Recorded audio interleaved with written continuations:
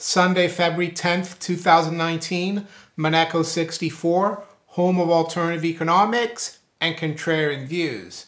This morning I want to talk about currencies and, of course, fiat currencies, which we have nowadays and have had worldwide since 1971 when President Nixon suspended temporarily the convertibility of the Federal Reserve note into gold, or the dollar if you want to call it that. Having grown up in Brazil in the 70s and 80s, I've always been very conscious of currency, foreign exchange. I mean, I was born in the 60s, but I remember mostly the 70s and 80s. I was too young to remember economic aspects before, I was 5 years old. But as you can see here, Brazil has had many different currencies. You go, in colonial times, it was called the Portuguese real. When Brazil was an empire, and then up until 1942, and I mean an empire after Brazil declared independence, Peter I, who was a Portuguese prince, when he declared independence from Portugal in 1822, Brazil became actually an empire, it was called, and a monarchy until 1889. So you can see that it had a Brazilian real, an old real, that from 1822 to 1942, and then a cruzeiro from 1942 to 1967. And the other thing about Brazil, many people might not know, the name of Brazil until 1968 was the United States of Brazil. Now it's called the Federative Republic of Brazil. And I'll just show you some of the banknotes that we've had in Brazil. And it's funny because I've got these banknotes here, and closer to the present they become, the quality becomes worse and worse. So the first one here is one cruzeiro. It says República dos Estados Unidos do Brasil, which means the Republic of the United States of Brazil. So this, it doesn't give you the date on this banknote, which is weird. But it must be, I would say, mid to late 60s. So when I was young, this was probably circulating. I don't remember seeing it because I'm 3, 4, 5 years old. As a kid, you don't really remember that. And then you have here cinco cruzeiros, or 5 cruzeiros. And it's interesting, the one cruzeiro bill or banknote was printed by American Banknote Company. So the quality is really good, very good quality.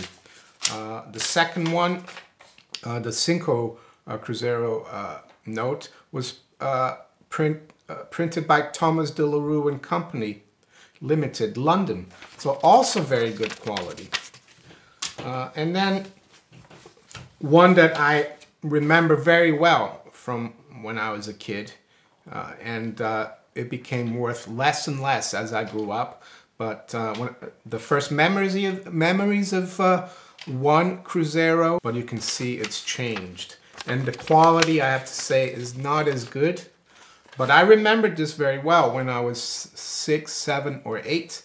You could buy a few things with this. But as I grew up, this became like worthless. You couldn't even buy a chewing gum by the time I was, I don't know, 14 or 15. But before that, you could buy a Coke or something like that, or a chewing gum, or it was worth something. So, and you can see here that, interesting that it talks about the central bank. There's the central bank on this one. On this one, there's nothing about the central bank. And why is that? Well, because the Brazilian central bank was only created in 1964. So interesting that it doesn't talk about the Federative Republic of Brazil on this one. It just gives you the central bank. But the quality is not as good. So now we move to the Cruzado, which came about in 1986. I remember this well. There's 100 Cruzados. Quality getting worse. Always central bank. Nothing about the Federated Republic of Brazil. So it looks like the central bank is in charge. And then in 1989, so 3 years after this was created, there's 1,000 Cruzados. Same currency, Cruzados, but notice the stamp in the middle. It says it had been devalued so much that it says 1 Cruzado Novo, the new one. So in 3 years, they already completely destroy that. And now the one that we've been using, well, that has been in use in Brazil from 1994 till now, is this one here. It's a Real. And there you go. That's the only one I've got, really. And look at the quality. There's a Scotch tape or sellotape here. The quality is rubbish. But it does say Federated Republic of Brazil in Portuguese here, and the central bank. So they kind of put that back there.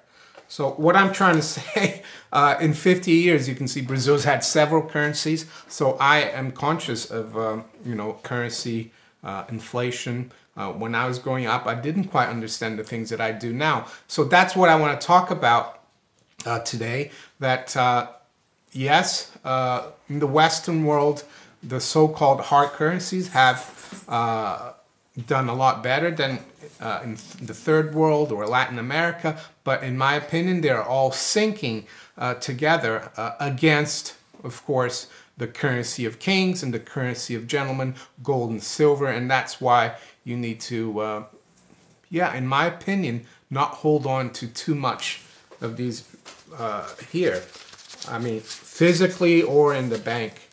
You know, they're going to go the way of the Brazilian currencies, I think, you know, be it Aussie dollar, British pound, US dollar, euro, Swiss franc, all of them are going to go the way of they're not going as fast, but I just want to show you today first the dollar index chart. And another reason why you need to really, you either in your home currency or in gold and silver. The game of, you know, if you're in the UK to hold dollars or euros because the pound's going down, I think it's a useless exercise, because if you look here, when the dollar bottomed in March of 2008 at 70.69, gold had topped at just over 1,000. So if you thought, oh, the dollar's bottom here, I'm going to get out of gold, I don't want gold, you would have done okay if you'd gone into the dollar. You know, the dollar is now above 95 from 70.69. But with gold, you would have lost the move to 1900, and you'd still be down, because we're now at 13, almost 1320 in gold. So that's what I'm trying to say. You need to have the precious metals protection. You need trying to protect yourself if you're in Australia, Canada, the Eurozone, or the US, or in Japan. With other fiat currencies, in my opinion, as I said before, it's a useless exercise. Now I just want to show you some charts here of all the different major fiat currencies against gold.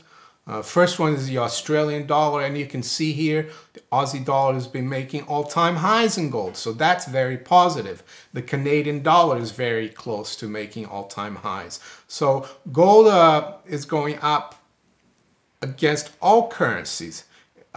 You know, it's not like the dollar. It's not like it's going up on dollar weakness.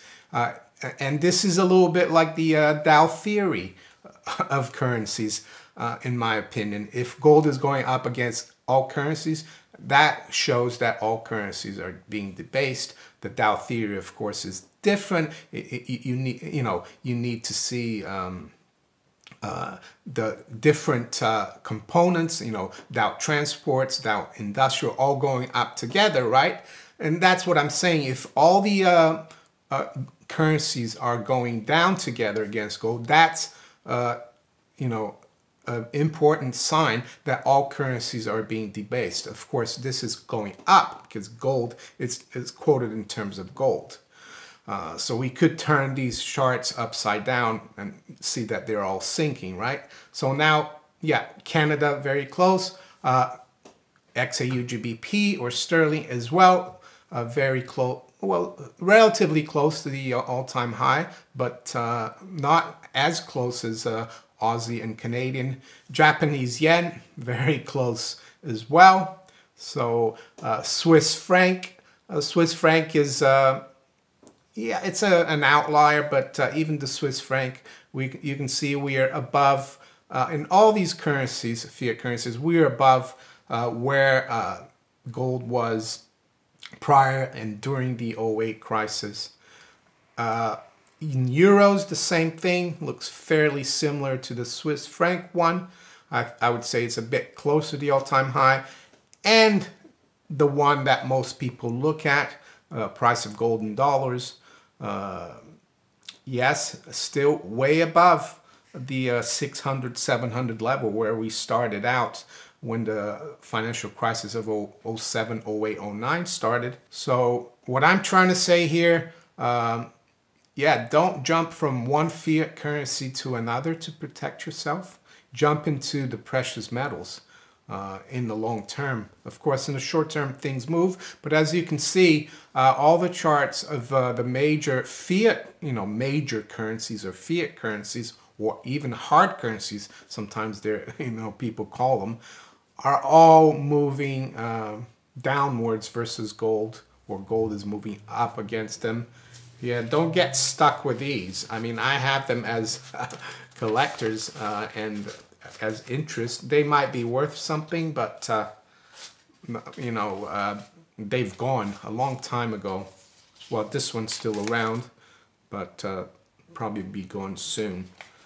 If you enjoyed this video, make sure you hit the like button.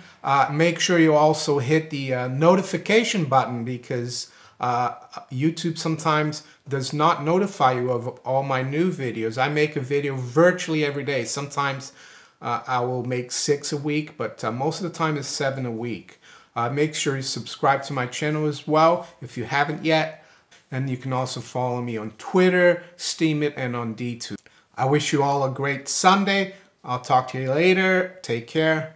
Bye.